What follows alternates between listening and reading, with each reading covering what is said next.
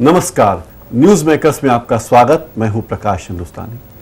मध्य प्रदेश के इतिहास में अब तक का सबसे बड़ा बजट 1,02,000 करोड़ से ज्यादा का बजट पेश किया गया। क्या खूबियां इस बजट की, क्या कमियां हैं? ये 10वां बजट है, 10 नंबरी बजट कह सकते हैं क्योंकि चुनाव के पहले का बजट है। लगातार 10 बार बजट पेश करने वाले राघव जी दूसरे वित्त मंत्री बन गए। इनके पहले मुश्रान साहब थे जो 10 बार बजट पेश कर चुके हैं। इन्हीं सब मुद्दों पर बात करने के लिए आज हमारे स्टूडियो में पधारे हैं अर्थशास्त्री डॉक्टर जयंती लाल जी भंडारी। आपका बहुत बहुत स्वागत है भंडारी साहब जी। ये जो बजट पेश किया गया है मध्य प्रदेश का बजट, काफी बड़ा आकार है इसका। पिछली बार करीब 80,000 करोड़ का बजट था, तो इतनी बढ़ोतरी कैसे हुई? क्या वाकई इसका कोई पॉजिटिव चीज है?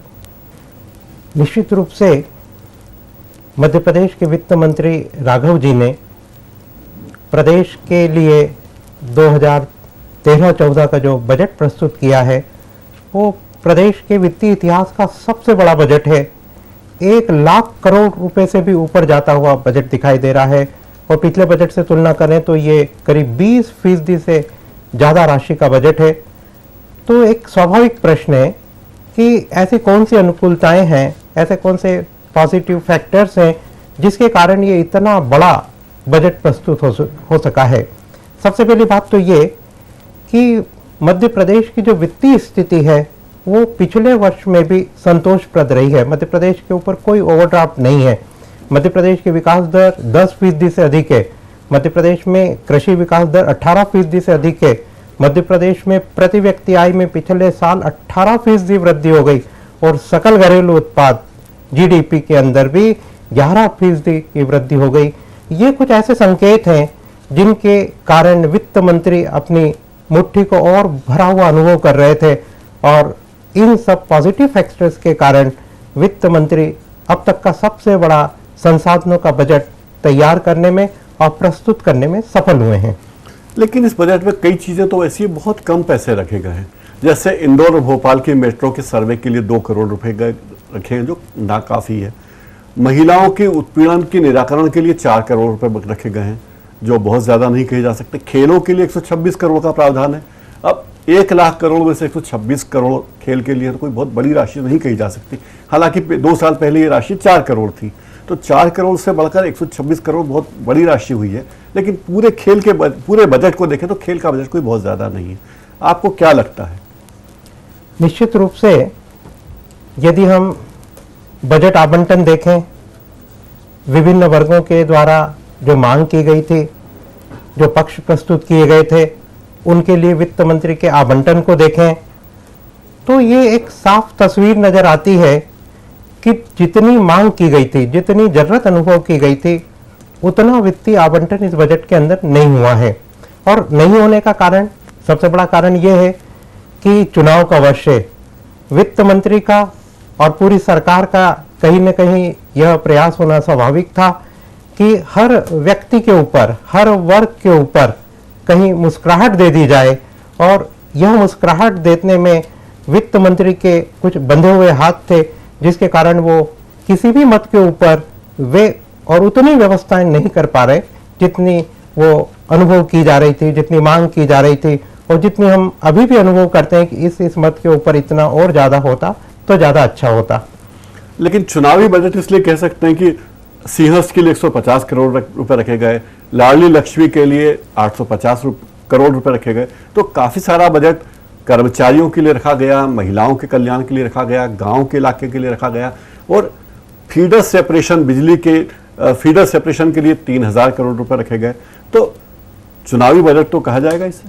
निश्चित रूप से जो बजट की तस्वीर है उसमें साफ साफ आभास हो रहा है कि चुनाव का परिदृश्य भी है और ये सारी बातें सिंहस्थ के लिए जो प्रावधान किए गए हैं वे भी बहुत आकर्षक प्रावधान दिखाई दे रहे हैं। महिला सशक्तिकरण के लिए प्रावधान, कर्मचारियों के कल्याण के लिए प्रावधान, ये जो सारे प्रावधान और जन कल्याणकारी योजनाओं पे राशियां बताई गई हैं, ये सारी जन कल्याणकारी योजनाएं वे हैं जिनके बारे में मुख्यमंत्री बार बार घोषणाएं करते थे कि इन्हें हम महत्व देंगे और वह महत्व देने की जो घोषणाएं हैं वे साफ साफ बजट में परिलक्षित हो रही हैं और उन घोषणाओं के ऊपर अमल करते हुए इस बजट में जन कल्याणकारी लोक लुभावनी योजनाओं के ऊपर आवंटन बढ़ाया गया है। महिलाओं के लिए ये माना जाता है कि रसोई गैस का उपयोग महिलाएं करती, इसलिए उनकी दरें कम करने की योजना बनेगी, कम टैक्स लगाने की का प्रस्ताव है। लेकिन इंदौर प्रमुख नमकीन का सेंटर है, यहाँ कई फैक्ट्रियां नमकीन बनाने की, इंदौर का नमकीन दुनिया भर में जाता है, उन्हें राहत दी गई है। सिनेमा देखने वालों को थोड़ी राहत दी गई है, लेकिन केबल टीवी वालों को राहत नहीं दी गई। जो ऊँट के मुंह में जीरे जैसा जिनसे टैक्स आता है उनको राहत नहीं दी गई। तो कोशिश ये की गई कि सब लोगों को खुश करें, और इसमें किसी को खुश नहीं कर पाए वित्त मंत्री। बहुत मुस्कुराहट तो किसी भी चेहरे पर नहीं आ सकती है, हाँ। और बहुत खुशियां तो किसी भी वर्ग को नहीं मिल सकती है बजट देख के, लेकिन थोड़ी थोड़ी खुशी और थोड़ी थोड़ी मुस्कुराहट सभी वर्ग को, सभी व्यक्तियों को दी गई है। महिलाओं को, खासतौर से गृहिणियों को रसोई गैस की रोज जरूरत पड़ती है, और जैसे जैसे इसके दाम बढ़ते गए उनकी चिंताएं बढ़ी हैं, और ये आया है कि ये रसोई से भी महंगाई बढ़ती जा रही है। तो प्रवेश कर के अंदर रसोई गैस एलपीजी सिलेंडरों के ऊपर 2% एंट्री टैक्स प्रवेश कर कम कर दिया गया है। तो कहीं एक छोटा सा आभास हो रहा है कि महंगाई कुछ घट गई, लेकिन वास्तव में बहुत महंगाई घटने का या बहुत खुशियां किसी को भी मिलने का ऐसा कोई आवंटन बजट में बहुत कुछ नहीं है। शराब पीने वालों की शिकायत है कि शराब फिर महंगी हो जाएगी, लेकिन उन्हें राहत यह कि चखना यानी नमकीन थोड़ा सस्ता हो गया। आप भंडारी साहब ये बताइए, बजट में कौन सी चीजें हैं जो बहुत खास है और हर वर्ग को छूने की कोशिश की गई है? जिसमें जहाँ तक बजट में हम सामान्य लोगों के दृष्टिकोण से देखें तो कुछ वस्तुएं सस्ती होती हुई दिखाई दे रहे हैं। उपभोक्ता वस्तुएं सस्ती हो रही हैं, नमकीन सस्ता हो रहा है, और पहली बार बजट के इतिहास में पहली बार नमकीन उद्योग को, क्योंकि वो भी दैनिक जीवन का अंग बन चुका है नमकीन उद्योग, तो उसको बहुत अधिक प्राथमिकता के साथ में प्रोत्साहन दिए गए हैं। सोयाबीन इंडस्ट्री को प्रोत्साहन दिए गए हैं।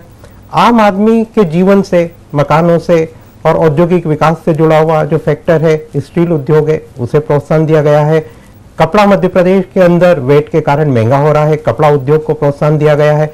मध्य प्रदेश के ऑटोमोबाइल इंडस्ट्री के कारण वाहन कुछ अधिक कीमत के दिखाई देते हैं, प्रदेशी पड़ोसों के कारण, पड़ोसी जो हमारे प्रदेश हैं उनके कारण, और वो एक बहुत बड़ी कंपटीशन थी, ऑटोमोबाइल इंडस्ट्री को भी छूट दी गई है।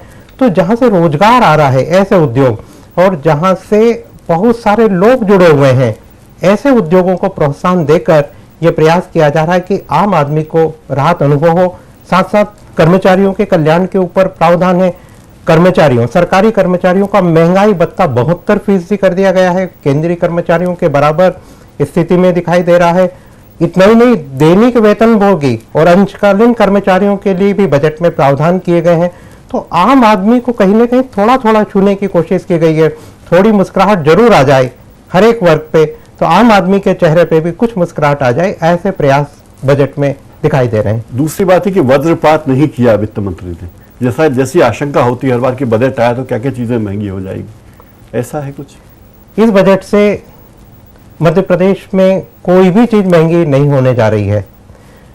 वित्त मंत्री ने कोई नया कर नहीं लगाया, एक भी नया कर नहीं लगाया। केवल एक पक्ष, वो देशी शराब और विदेशी शराब, उन दोनों को महंगा कर दिया।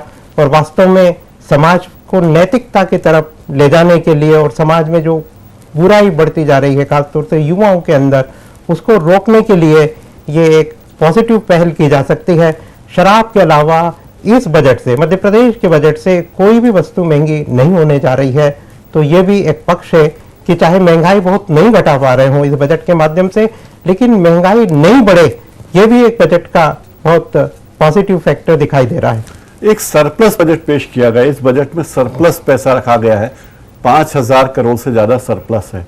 तो क्या इसका अर्थ है कि सरकार पैसे खर्च नहीं कर पा रही हो? जब पैसे खर्च नहीं कर पा रहे हो, आपके पास योजना ही नहीं है, तो टैक्स क्यों ले रहे हो भाई? निश्चित रूप से अधिकांश प्रदेशों के बजट घाटे के बजट होते हैं। वे डेफिसिट फाइनेंस के रास्ते पर चलते हैं कि यदि घाटा है तो घाटे को पूरा करने के लिए और अधिक प्रयास किए जाएंगे, कर अधिक जुटाया जाएगा और अतिरिक्त संसाधन जुटाए जाएंगे। लेकिन यदि हम राघव जी के कामकाज को देखें, उनके वित्तीय प्रबंधन को देखें, तो उन्होंने पिछले 10 साल में ये कोशिश की कि वो सरप्लस के बजट लाएं।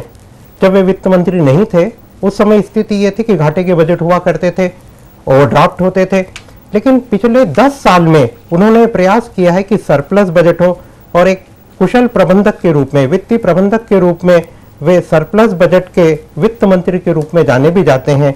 लेकिन फिर भी यदि इस बजट में, जिसे हम लोक लुभावन बजट कहते हैं, विभिन्न योजनाओं के लिए कुछ और अधिक संसाधन जुटाए दिए जाते हैं, जो बुनियादी ढांचा है, सड़क, बिजली, पानी, उनके लिए और अधिक संसाधन जुटाए जाते, किसानों के लिए और अधिक व्यवस्था की जाती, उद्योग व्यापार को और अधिक प्रोत्साहन दिए जाते हैं, और इन प्रोत्साहनों के कारण यदि कुछ घाटे का बजट भी होता तो भी वह बजट उपयोगी बजट कहा जा सकता था। लेकिन वित्त मंत्री अपने निश्चय के अनुरूप, अपने रास्ते के अनुरूप इस बजट को भी सरप्लस वाला बजट प्रस्तुत करते हुए दिखाई दिए हैं। इस बजट में कोई कमी नजर आती है क्या? एक ऐसा पक्ष जिसके ऊपर हमको ध्यान जरूर देना चाहिए, निश्चित रूप से लोक लुभावन है, हर एक चेहरे पे कुछ कुछ मुस्कुराहट है, लेकिन जहां तक कमियों की बात है, हम बजट की तरफ देखें तो इस बजट के माध्यम से आईटी उद्योग को, इंफॉर्मेशन टेक्नोलॉजी उद्योग को गति दी जा सकती थी। मध्य प्रदेश के बारे में कहा जा रहा है कि यह आईटी उद्योग बनने की पूरी संभावनाएं रखता है। इंदौर के बारे में कहा जा रहा है कि यह बेंगलोर, नोएडा जैसे आईटी शहरों की तरह से एक बहुत लोकप्रिय शहर बन सकता है देश में और दुनिया में। उसके लिए कुछ प्रावधान किए जाते तो उपयुक्त है। टूरिज्म के लिए और अधिक प्रावधान बजट में किए जा सकते थे। उद्योग और व्यापार के लिए सुविधाएं तो हैं, लेकिन जो उनकी मांगे थी, जो अपेक्षाएं थी, वे और अधिक पूरा हो सकती थी। और ये कुछ ऐसी कमियां हैं जो हम कमियों की तरह से देख सकते हैं, और कमियां हमें दिखाई दे रही है, लेकिन चूंकि वित्त मंत्री का पहला प्रयास यही था कि वे एक लोक लुभावन बजट प्रस्तुत करें और सभी के लिए कुछ कुछ दे सकें, तो उस क्रम के अंदर ये कमियां भी हमें उभरती हुई दिखाई दे रही हैं। इंदौर के लिए कोई खास चीज है इस बजट में? नमकीन के दाम कम करना, सिनेमा का टिकट कम करना, इसके अलावा? पूरे मध्य प्रदेश में इंदौर नमकीन उद्योग के लिए जाना जाता है। प्रदेश के अंदर ही नहीं, पूरे देश में और दुनिया में इंदौर से नमकीन जाते हैं। तो पहली बार बजट में नमकीन उद्योग को प्राथमिकता दी गई है, कर से राहत दी गई है, प्रोत्साहन दिए गए हैं, तो वो इंदौर के लिए और अधिक फायदा होगा। इसके लिए मेट्रो रेलवे, कुल 2 करोड़ रुपए की व्यवस्था की गई इंदौर भोपाल के लिए। इंदौर भी उसके अंदर है, लेकिन एक बहुत छोटा अमाउंट है। इसके आधार पे जो सामान्य रूपरेखाएं उभर सकती हैं, जो प्रोजेक्ट हो सकते हैं, वे भी नहीं दिखाई देंगे। लेकिन फिर भी इंदौर के लिए दोनों महत्वपूर्ण है। इंदौर टेक्सटाइल उद्योग के कारण जाना जाता है, टेक्सटाइल व्यापार के कारण जाना जाता है। टेक्सटाइल व्यापार को राहत दी गई है। इंदौर के पास में पीथमपुर है, ऑटोमोबाइल इंडस्ट्री के लिए जाना जाता है। देवास में भी ऐसी इकाइयां हैं, तो इनसे भी इंदौर लाभान्वित होता हुआ दिखाई देगा। बजट की सफलता किन चीजों पर निर्भर करती है डॉक्टर साहब? ये बहुत महत्वपूर्ण प्रश्न है प्रकाश जी। नया बजट निश्चित रूप से उपयोगी दिखाई दे रहा है, लोक लुभावन दिखाई दे रहा है, महंगाई नहीं बढ़ाते हुए दिखाई दे रहा है। लेकिन बजट की सफलता 2 बातों पर आधारित होगी। एक, जो विभिन्न योजनाएं घोषित की गई हैं उनके क्रियान्वयन पक्ष पर सबसे ज्यादा ध्यान दिया जाए। दूसरा, बजट का जो पक्ष आता है वो है कर वसूली का पक्ष। जिस तरह से पिछले साल 20% कर राजस्व में वृद्धि की गई है, इस बार भी प्रयास होना चाहिए यह 20% की कर वृद्धि और बढ़े। और सबसे महत्वपूर्ण बात कि एक कुशल वित्त मंत्री के रूप में वित्तीय निष्पादन पक्ष के ऊपर वित्त मंत्री को ध्यान देना पड़ेगा। यदि ये सब किए गए तो यह लोक लुभावन के साथ साथ एक सार्थक बजट भी दिखाई देगा। चलते चलते एक बात इंदौर की। डॉक्टर साहब, आपने बताया कि मध्य प्रदेश में प्रति व्यक्ति आय 48,000 रुपए पार कर चुकी है और इंदौर में ये आय करीब 86,000 रुपए प्रति व्यक्ति प्रति वर्ष है। तो क्या कारण है इंदौर इतना आगे है और अभी इंदौर में क्या क्या संभावना है? निश्चित रूप से प्रति व्यक्ति आय के दृष्टिकोण से इंदौर पूरे प्रदेश में पहले क्रम पर है। 86,000 रुपये प्रति व्यक्ति वार्षिक आय, प्रदेश का पहला क्रम। इंदौर के अंदर इतनी अच्छी प्रति व्यक्ति आय होने का कारण यह है कि इंदौर व्यावसायिक राजधानी है प्रदेश की, और देश में भी इंदौर को व्यावसायिक क्षेत्र के रूप में जाना जाता है। देश के आगे दुनिया में भी इंदौर व्यावसायिक नगर के रूप में दिखाई दे रहा है। इसके अलावा इंदौर में बहुत तेजी से IT हब बना है और साथ साथ एजुकेशनल हब भी बना है। व्यापारिक गतिविधियां जो कल तक केवल गारमेंट और टेक्सटाइल इंडस्ट्री तक सीमित थी, वे अब फार्मेसी जैसे नई नई इंडस्ट्रियों के कारण भी बढ़ी है। और ये सारे वे कारण हैं जो इंदौर को एक चमकीला व्यापारिक शहर बना रहे हैं। और जैसे जैसे व्यापार उद्योग की चमक बनती है, वैसे वैसे प्रति व्यक्ति आय बढ़ती है और इंदौर में भी ये बढ़ती हुई दिखाई दे रही है। डॉक्टर भंडारी, आप हमारे स्टूडियो पधारे, इतने व्यस्त कार्यक्रम में से आपने समय निकाला, आपका बहुत बहुत धन्यवाद। धन्यवाद। न्यूज मेकर का ये कार्यक्रम आप YouTube पर जाकर भी देख सकते हैं। YouTube का URL स्क्रीन पर नीचे दिया गया है। आज इस कार्यक्रम में इतना ही। नमस्कार।